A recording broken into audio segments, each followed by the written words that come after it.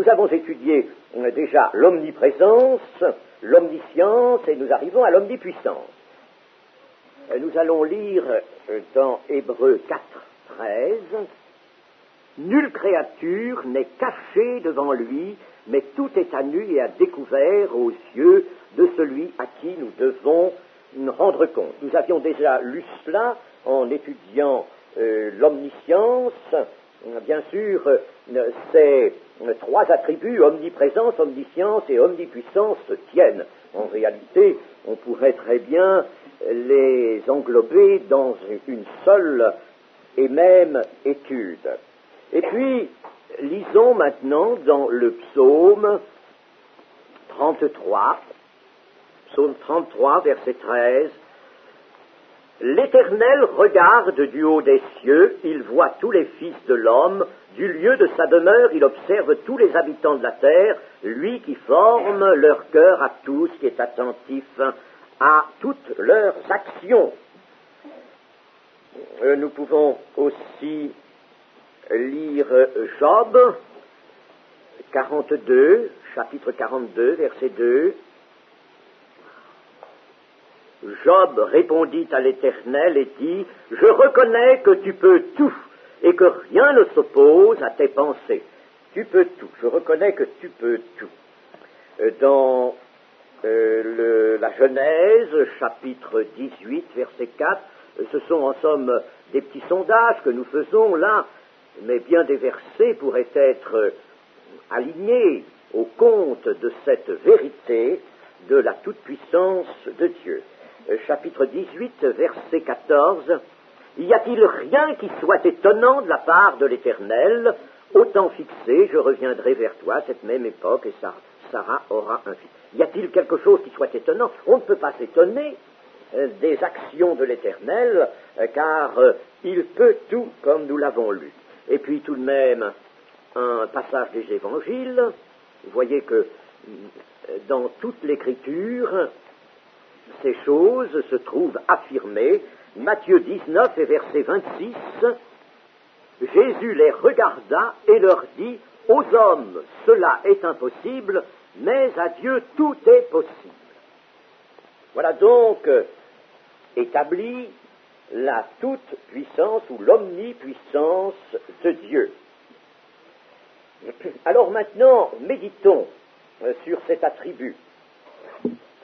Dieu peut tout, mais il est certain qu'à notre esprit, cela pose quelques problèmes et qu'il ne faut pas, évidemment, manquer d'examiner. La méditation, c'est bien pour cela. Le tout, c'est de méditer avec la foi, non pas en doutant, mais avec une foi entière.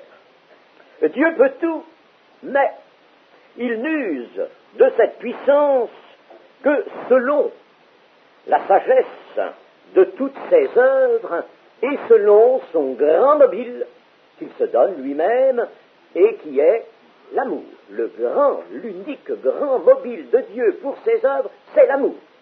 Crée-t-il quelque chose, c'est selon son amour. Et tout de suite, n'est-ce pas, je le dis en forme, en somme, de digression pour l'instant, mais il est bon de le noter, si Dieu a ce grand mobile pour toute action, c'est bien qu'il veut conserver ses œuvres. L'amour ne veut pas perdre, l'amour veut conserver. Donc Dieu crée pour garder, pour conserver. Il ne veut pas perdre, il ne veut pas faire une perte. Le Seigneur Jésus nous l'a montré, par exemple, dans la parabole de la brebis qui s'est égarée. Il laisse les 99 brebis qui l'ont suivi sur les montagnes et puis il court à travers monts et vallées à la recherche de la brebis qui manque, la 100e. Parce que Dieu ne veut pas subir une perte. Alors pensons à cela pour le salut, chers amis. Il ne veut pas perdre, il ne veut pas subir une perte. Il en subira, mais c'est parce qu'il a laissé à sa créature, l'homme, la liberté.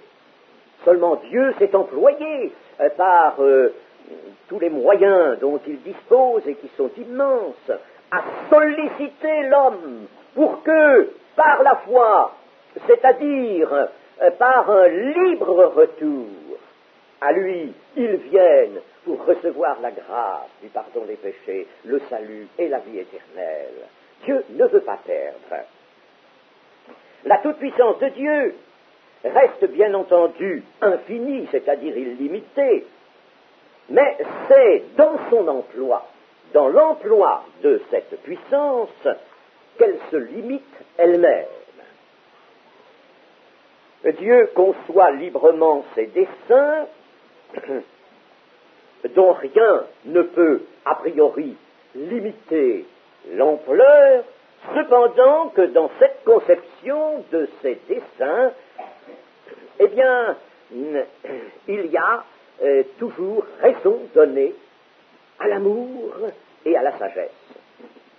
Dans toute conception de Dieu, car l'Écriture nous montre bien sûr que lorsque Dieu fait quelque chose, crée, agit, il a d'abord conçu un dessein.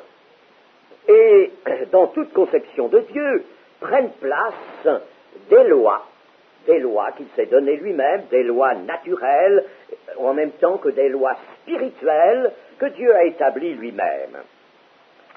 Ainsi, l'exercice de la puissance de Dieu est illimité, bien sûr, mais se limite lui-même au gré de l'amour et de la sagesse de Dieu.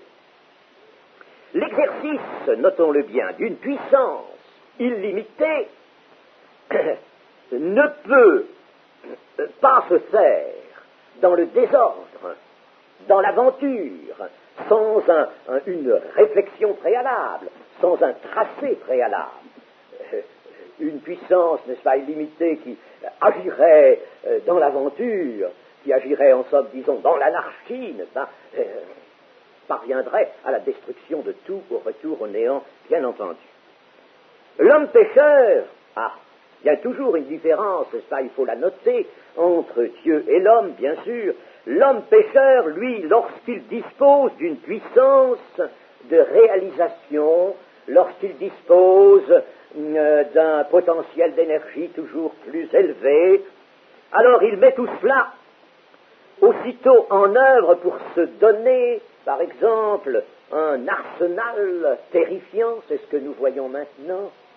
Si on mettait en jeu l'arsenal de la terre, mes amis, que serions-nous? Où irions-nous? Heureusement que Dieu empêche l'homme de se servir de cet arsenal. Ou encore, l'homme utiliserait utilise sa puissance pour la satisfaction de quelques-uns. La satisfaction d'un nombre réduit d'hommes. Il y a toujours des hommes privilégiés, il y aura toujours des classes, il y en a même en Russie, n'est-ce pas, où l'on avait prétendu abolir les classes. Et alors c'est toujours à la satisfaction de quelques-uns et non pas à la bonne satisfaction de tous les hommes.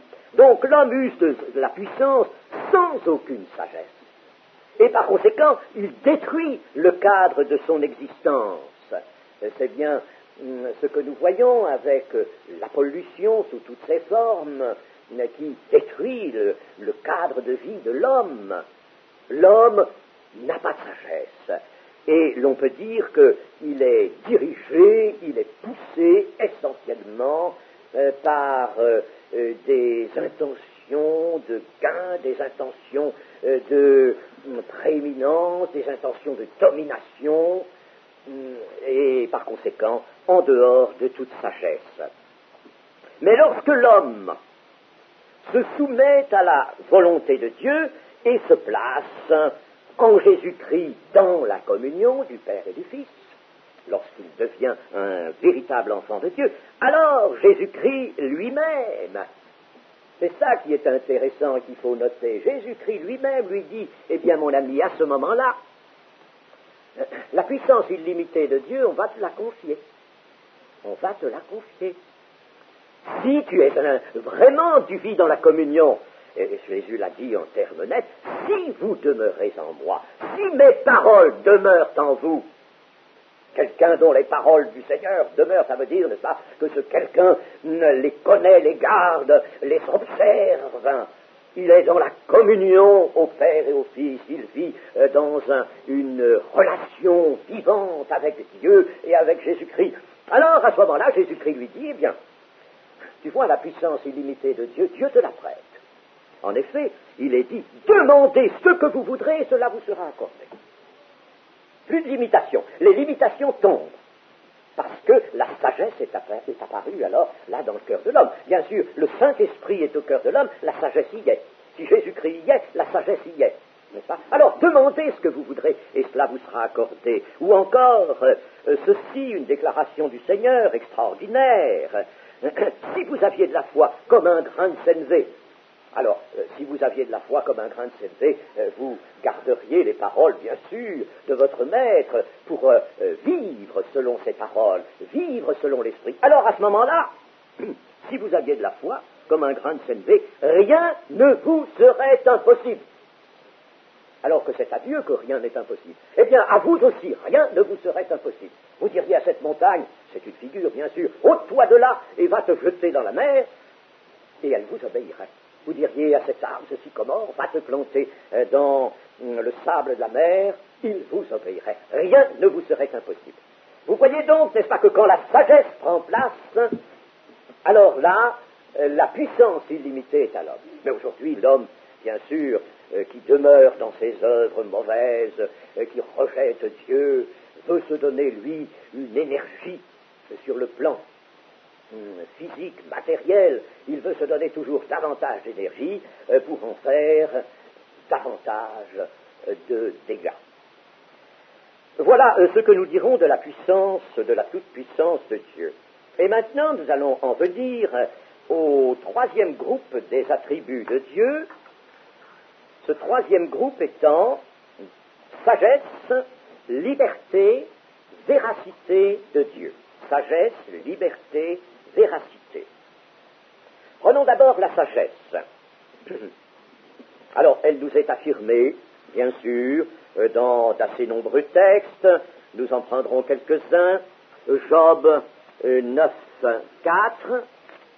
À lui, la sagesse et la toute-puissance, qui lui résisterait impunément. Voyez-vous, comme ici, le Saint-Esprit nous montre bien que la sagesse et la toute-puissance collaborent.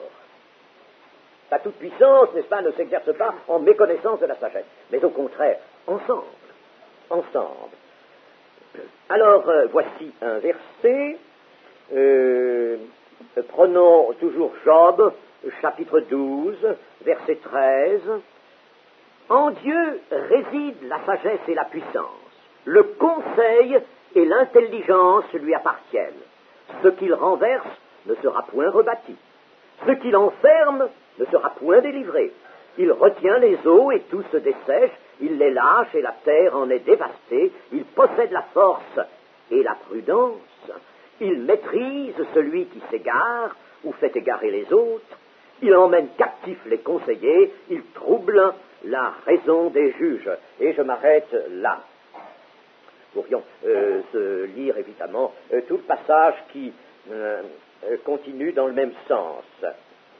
Notons ici les termes que nous avons trouvés, conseil, intelligence. Le conseil, l'intelligence, le conseil, c'est bien entendu la réflexion qui est la partie, le caractère dominant de la sagesse. La sagesse est la science de la réflexion, nous dit le livre des Proverbes. Alors, notons cela, le conseil, l'intelligence. On ne peut pas dire que l'homme soit intelligent dans l'utilisation des richesses de la terre et de l'énergie qui lui est déjà maintenant accordée à profusion et dont il veut toujours davantage. On ne peut pas dire que c'est par intelligence. Il a une intelligence et qui, bien sûr, lui a permis des réalisations, des découvertes de siècle en siècle et surtout d'année en année, disons, dans les temps modernes. L'homme est parvenu à mettre à jour certains des grands mystères qui enveloppaient jusque-là la matière ou la vie. Il a fait toutes sortes de découvertes, il en a tiré des techniques, et ces techniques sont extraordinaires, il faut bien le dire, prodigieuses, ces techniques, hein, bien sûr.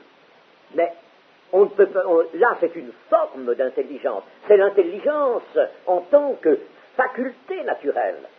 Mais ce n'est pas l'intelligence dans son véritable développement, ce n'est pas l'intelligence spirituelle dont parle Paul. Sagesse et intelligence spirituelle dans les Colossiens. Hein, ce n'est pas cela. Vous voyez, l'homme n'a pas cette intelligence, tandis que cette sagesse et cette intelligence sont en Dieu.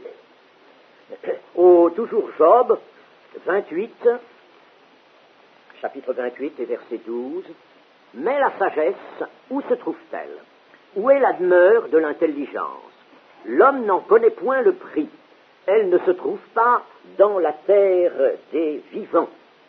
L'abîme dit, elle n'est point en moi, et la mer dit, elle n'est point avec moi. Elle ne se donne pas contre de l'or pur, elle ne s'achète pas au poids de l'argent, elle ne se pèse pas contre l'or d'Ophir, ni contre le précieux onyx, ni contre le saphir. Elle ne peut se comparer à l'or ni au verre. Elle ne peut s'échanger pour un vase d'or fin. Le corail et le cristal ne sont rien auprès d'elle. La sagesse vaut plus que les perles. La topaze d'Éthiopie n'est point son égale, et l'or pur n'entre pas en balance avec elle. D'où vient donc la sagesse? Où est la demeure de l'intelligence? Elle est cachée aux yeux de tout vivant. Elle est cachée aux oiseaux du ciel. Le gouffre et la mort disent, nous en avons entendu parler. C'est Dieu qui en sait le chemin. C'est lui qui en connaît la demeure, car il voit jusqu'aux extrémités de la terre. Il aperçoit tout sous les cieux. Quand il régla le poids du vent, et qu'il fixa la mesure des eaux, quand il donna des lois à la pluie, et qu'il traça la route de l'éclair et du tonnerre, alors il vit la sagesse et la manifesta. Il en posa les fondements et la mit à l'épreuve. Puis il dit à l'homme, voici, la crainte du Seigneur, c'est la sagesse. S'éloigner du mal, c'est l'intelligence. Nous notons que la sagesse et l'intelligence n'ont qu'une seule source. La Bible, en général, les associe toujours. Sagesse et intelligence. Dieu seul en a la clé lorsque Satan s'insurgea contre Dieu et voulut, lui, entreprendre une œuvre, un univers même, indépendamment de Dieu, en marge de Dieu. Au début, il ne voulait pas faire quelque chose contre Dieu, mais en marge de Dieu. Il voulait être d'abord l'égal du Très-Haut, puis ensuite même supérieur au Très-Haut, au-dessus du Très-Haut, au-dessus de Dieu. Il voulait, en somme, différencier son œuvre, avoir une œuvre originale à lui. Beaucoup d'hommes qui cèdent à ce penchant-là, même dans l'Église, et cela n'est pas bon. Attention, dans l'Église, on ne fait pas une œuvre personnelle. On fait une œuvre collective, d'ensemble. On travaille tous ensemble, dans le lien fraternel. Eh bien, alors Satan, lui, quand il fit cela, perdit la sagesse. Instantanément, il perdit la sagesse. C'était hors de la sagesse. Travailler hors de Dieu, sans Dieu, en marge de Dieu, n'est-ce pas, même si ça n'est pas contre lui, tout cela nous différencie de la sagesse, et la puissance que Satan détient s'emploie donc au mal. Il ne peut pas en être autrement. Alors nous arrivons à ceci, c'est qu'on ne peut rien faire sans Dieu, rien faire sans Dieu. Tout ce qu'on prétend faire sans lui, hors de lui, eh bien tout cela aboutit, va contribuer à la grande débâcle, à la grande destruction générale, au retour au néant.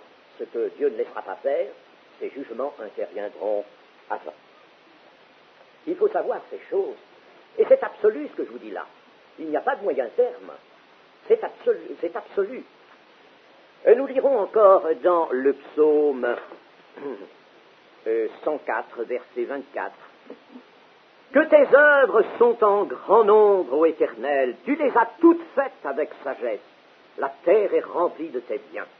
Toutes les œuvres, il les a faites avec sagesse. Cette sagesse absolue qui est la sienne, si bien que ce que Dieu a fait apporte du bien, ou des biens, n'est-ce pas?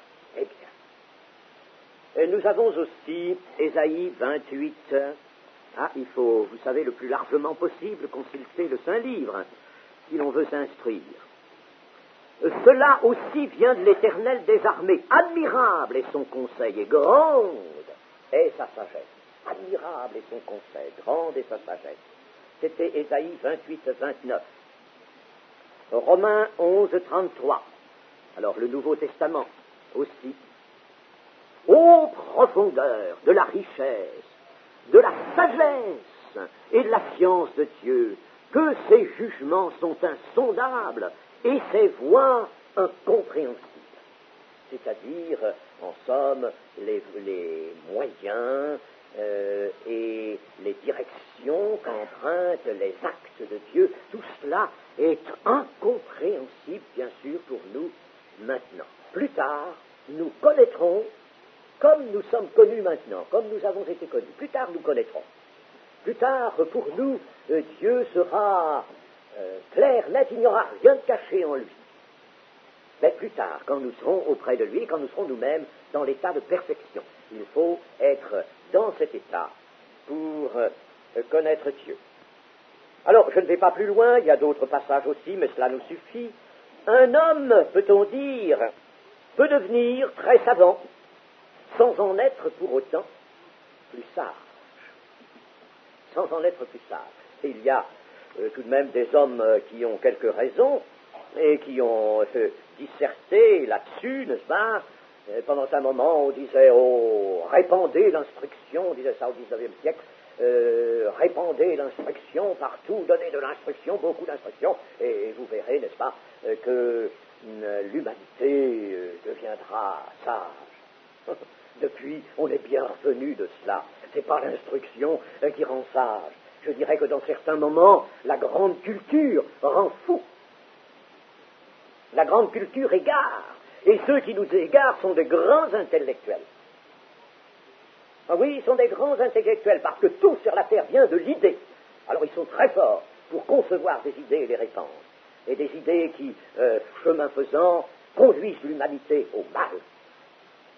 Cette perte d'autorité aujourd'hui, cette anti-autorité, cette anti-société, tous ces germes-là, viennent de quoi? Oh, mais de très haut. Ils viennent de cerveaux très cultivés. C'est Nietzsche lui-même qui avait dit, et qui avait dans le fond souhaité, que le nihilisme soit en marche. Et il a dit, le nihilisme est déjà en marche. Et rien ne pourra l'arrêter. Rien ne pourra l'arrêter.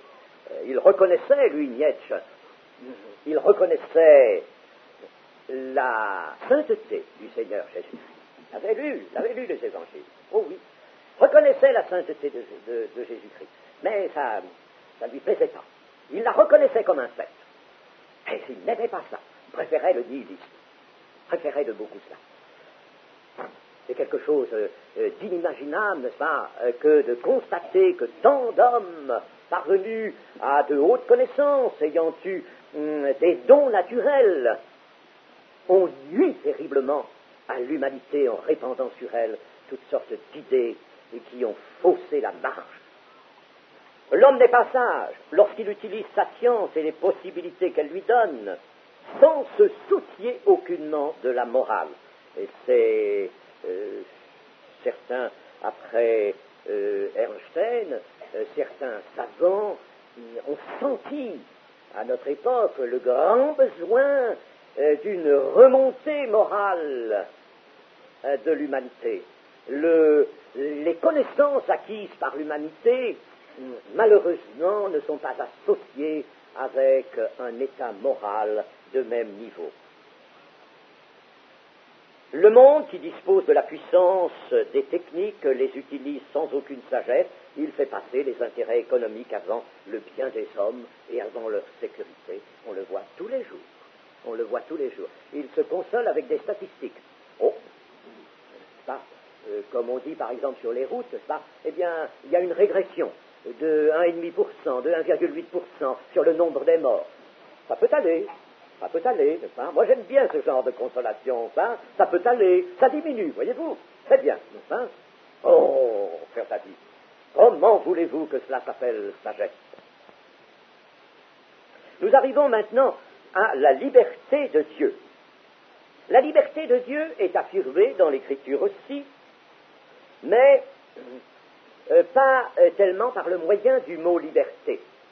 Ce n'est pas tellement le mot liberté. Alors, vous savez qu'il faut faire attention, ce n'est pas avec une concordance que l'on peut étudier une question dans la Bible. Oui, ça peut aider, la concordance aide. Mais si on veut prendre un mot, et puis tout ce qui nous est cité de ce mot, d'ailleurs, nos concordances sont très incomplètes, et puis en plus de ça, n'est-ce pas, un thème n'est pas entièrement solidaire d'un seul mot. Si bien que les études faites par ce moyen-là sont des études quelquefois très incomplètes, très imparfaites. Alors, il faut aller chercher autre chose. Et nous pouvons, par exemple, lire dans Romains 9, verset 11, « Car quoique les enfants ne fussent pas encore nés, et qu'ils n'eussent fait ni bien ni mal, afin que le dessein d'élection de Dieu subsistât, sans dépendre des œuvres, et que par la seule volonté de celui qui appelle, je note cela vraiment, par la seule volonté, voyez-vous, de celui qui appelle. Donc Dieu ne s'en rapporte qu'à sa seule volonté, il est libre de cela. Au verset 28 du même chapitre, « Car le Seigneur exécutera pleinement et promptement sur la terre ce qu'il a résolu. » Il l'a résolu lui-même, sans aucune influence s'exerçant sur lui. Il a résolu cela. Et alors, dans ce que nous n'avons pas dans la Bible second, c'est que tout le passage qui suit du chapitre 9, c'est-à-dire à partir du verset 19 jusqu'à la fin à peu près, la théobée, c'est-à-dire la traduction œcuménique de la Bible, et de même d'ailleurs la traduction synodale dans le même sens, mais enfin je prends surtout la théobée. La théobée a mis un sous-titre ici, à partir du verset 19, et ce sous-titre est « Souveraine liberté de Dieu ». Tel est bien le sens du passage « Souveraine liberté de Dieu ». Je ne vais pas vous lire beaucoup de choses, sinon encore un peu dans les Éphésiens. Les Éphésiens, chapitre 1, verset 5. « Nous ayant prédestinés dans son amour à être ses enfants d'adoption par Jésus-Christ, selon le bon plaisir de sa volonté. » Selon le bon plaisir de sa volonté. Voyez-vous, Dieu, n'est-ce pas, n'écoute que sa volonté. Lui seul est parfait, lui seul est souverain. Il est libre. Il est libre. Aucune contrainte ne s'exerce sur Dieu. Il est entièrement libre. Dans le verset 9 aussi, du même chapitre, nous faisant connaître le mystère de sa volonté selon le bienveillant dessein qu'il avait formé en lui-même. Il a formé un dessein en lui-même. Il n'est pas allé chercher des considérants étrangers, hors de lui, mais en lui-même. Je ne vais pas plus loin, mais enfin, vous voyez que c'est bien le sens de l'enseignement des Écritures sur la personne de Dieu. Dieu est souverainement libre. Je rappelle d'ailleurs que Dieu le Père est souverain, c'est lui qui décide. Dieu le Fils, dans la Trinité, Dieu le Fils accomplit les desseins du Père. Il est la parole de Dieu. Alors, la parole de Dieu accomplit, c'est elle qui exécute. C'est pourquoi sur la croix, Jésus a dit, tout est accompli. Ce que Dieu lui avait donné à accomplir, tout est accompli. Ça, il faut, d'ailleurs pour accomplir, il faut être parole de Dieu, donc il faut être Dieu. Et puis, alors le Saint-Esprit, lui, communique.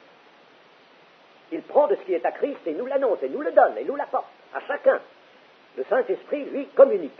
C'est lui, n'est-ce pas, qui va nous apporter les grâces qui nous sont destinées. Pour que Dieu donne à la sagesse entière satisfaction dans toutes ses œuvres, il faut bien qu'il soit libre de le faire. Et ce n'est pas toujours le cas des hommes, qui voudraient bien, selon leur conscience, quelquefois faire certaines choses, mais ils subissent des contraintes, ils ne sont pas libres. Il faut donc que rien n'entrave Dieu, il faut que les exigences de la sagesse puissent être entièrement satisfaites, il faut que Dieu soit libre.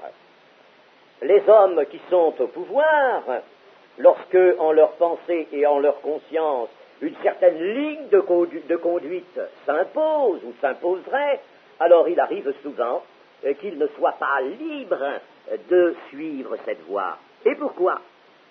Parce que des contraintes s'exercent sur eux, des intérêts particuliers, par exemple, des contingences diverses, électorales notamment, mais il y en a bien d'autres.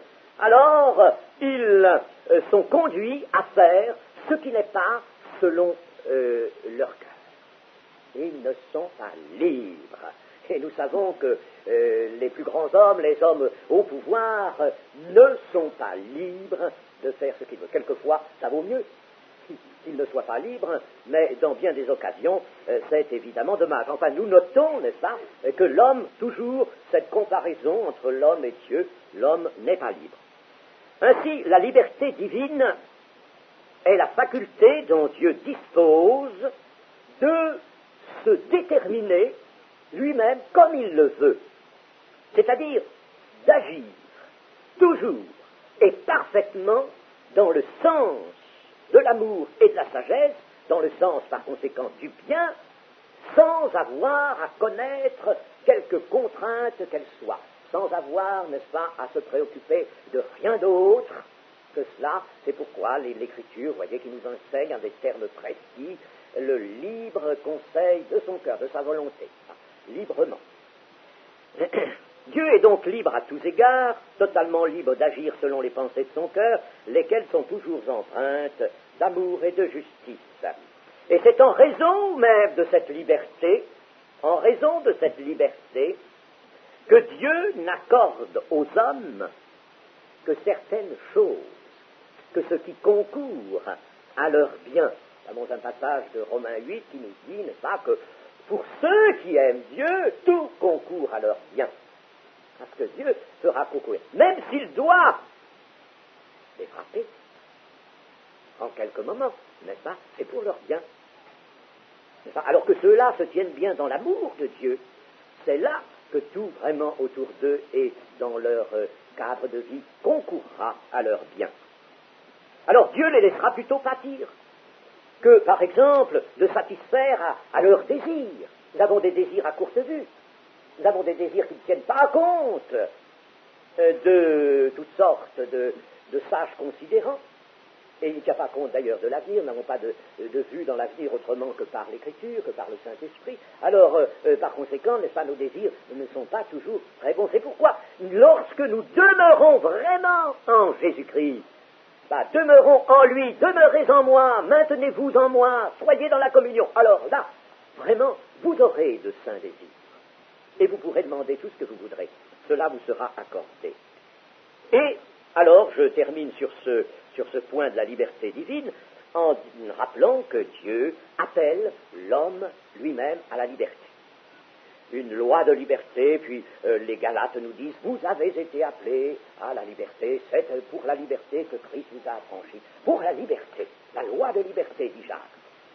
Alors, l'homme est appelé à la liberté, pourquoi?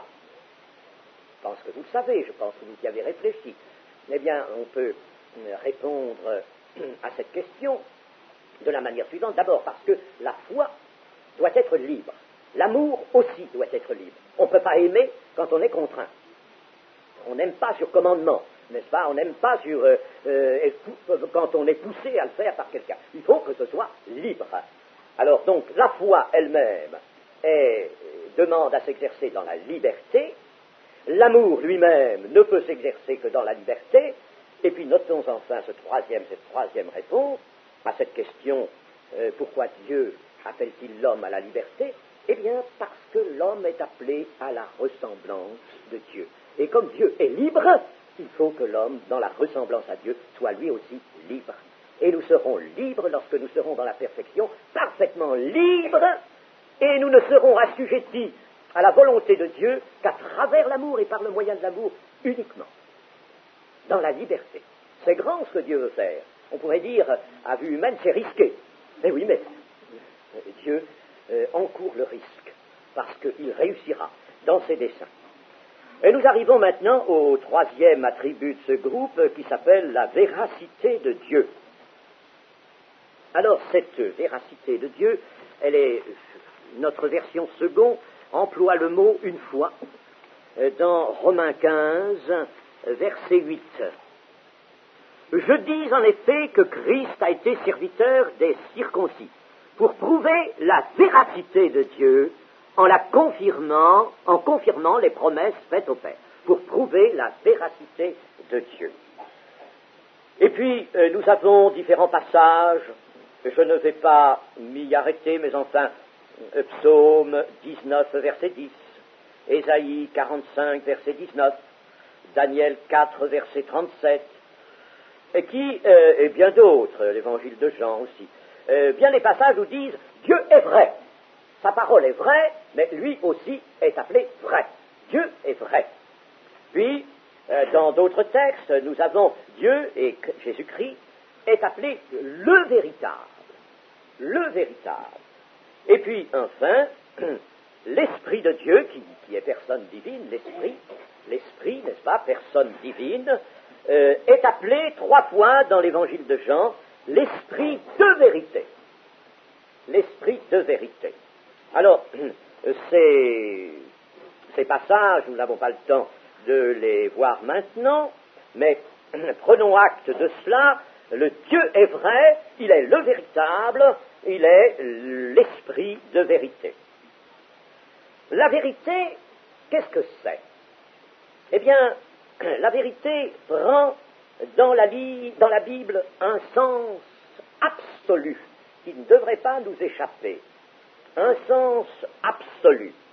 Il ne s'agit pas seulement de l'exactitude d'un fait rapporté, d'un événement relaté. Il ne s'agit pas seulement, évidemment, quand n'est-ce pas, nous employons ce mot, ah ben oui, ça c'est vrai, ou ça c'est la vérité, ça c'est bien la vérité, ça s'est passé comme ça, c'est bien ça. Pas l'exactitude. C'est tout autre chose dans la Bible. Il y a bien l'exactitude à la base. Mais la vérité a un sens absolu dans l'Écriture. Il s'agit d'une vérité unique. Il ne peut pas y avoir 2 vérités. Une vérité unique, une vérité absolue, une vérité éternelle. Jean dit dans sa 3e épître que la vérité sera avec nous pour l'éternité. Une vérité, donc une réalité éternelle. La vérité est, on peut dire, l'un des grands caractères de toute œuvre de Dieu. Lorsque Jésus a déclaré « Je suis la vérité », je suis la vérité, je suis le chemin, la vérité et la vie, n'est-ce pas? Eh bien, il a dit tout autre chose que lorsque il s'est exprimé comme ceci, je dis la vérité. Je dis la vérité, ce qui signifiait ceci, j'affirme que mes paroles traduisent bien la grande réalité que j'ai à vous enseigner, à vous apprendre. Et quand il a dit « je suis la vérité », alors il a voulu dire tout autre chose, il a voulu dire « je manifeste Dieu et la vie de Dieu ». Je suis, c'est pour ça, personnellement il manifeste Dieu dans ce grand caractère qui est Dieu est vrai, Dieu est le véritable, lui est le véritable, il manifeste, et déjà rien qu'en cette déclaration, ceux qui comprennent les Écritures et qui ne sont pas des gens aveuglés, des gens qui ne s'appuient que sur une étude littérale restreinte des Écritures, on voit déjà là, ils doivent voir la divinité de Jésus-Christ. Ainsi, les paroles de Jésus-Christ traduisent la grande réalité de Dieu, elles manifestent Dieu, ces paroles apportent la réalité divine à laquelle l'homme est fermé, est étranger, l'homme qu'il vient sauver, l'homme qui est perdu, il est étranger à cette réalité divine, et Jésus la manifeste en sa personne, par ses paroles, en sa personne aussi. C'est pour ça que, n'est-ce pas, la seule manière, la seule expression possible était pour Jésus-Christ, je suis le chemin, je suis la vérité, la vie et la vie. Jésus fait en premier ce que continuera de faire l'Esprit de vérité. N'oublions pas que Jésus est le premier consolateur. Je prends ce mot de nos versions le premier consolateur, car quand il parle du Saint-Esprit, il dit qu'il retourne au Père et qu'il reviendra. Eh bien, le Saint-Esprit, lui, est appelé un autre consolateur. Et le premier consolateur, c'est Jésus. Et Jésus, donc, lui, fait en premier ce que va faire ensuite, pendant toute la carrière de l'Église, l'Esprit de vérité. Or, Jésus, personne divine et Esprit de vérité, sont l'un et l'autre la vérité. Jésus, en tant que personne divine, et l'Esprit de vérité, qui est également une personne divine, sont l'un et l'autre la vérité, comme le Père est la vérité. Donc la personne de Dieu, Père, Fils et Saint-Esprit, est la vérité. Et la vérité désigne ainsi la réalité de Dieu. Tout ce qui fait la réalité de Dieu, tout ce qui fait la puissance de Dieu, tout ce qui fait que Dieu est seul à faire vivre et que sa volonté doit être accomplie pour que l'on vive, eh bien tout cela, c'est la vérité, la grande réalité de Dieu, se révélant par le moyen de la parole puissante. Ainsi, connaître la vérité, c'est pas seulement connaître la doctrine ou connaître la lettre de la Bible, connaître un certain nombre de versets et de passages. Ce n'est pas cela seulement. Connaître la vérité, c'est être sanctifié par la vérité. Il faut que nos vies soient sanctifiées par la vérité. L'Église est la colonne et l'appui de la vérité, pas seulement pour défendre une doctrine. Bien sûr, il faut qu'elle le fasse, elle défend la véracité de l'Évangile, mais pas seulement pour cela. L'Église est la colonne et l'appui de la vérité, parce que l'Église doit apporter le témoignage d'une vie sanctifiée. Mes amis, pensons à cela. L'Église doit apporter le témoignage d'une vie sanctifiée, sans quoi elle n'est pas l'Église, elle ne se montre pas comme Église. Et pas seulement, n'est-ce pas, de parler de ce que nous savons de Jésus-Christ, des voies du salut, de la doctrine, tout ça. Non, c'est d'apporter une vie sanctifiée, c'est-à-dire une vie qui a pour principe même la vie de Jésus-Christ, la vie de résurrection de Jésus-Christ, une vie qui est donc à l'image de celle de Jésus-Christ. Connaître la vérité, c'est être attaché à Dieu, c'est vivre dans une pleine obéissance à sa volonté par le moyen de la grâce. Que le Seigneur nous bénisse. Amen.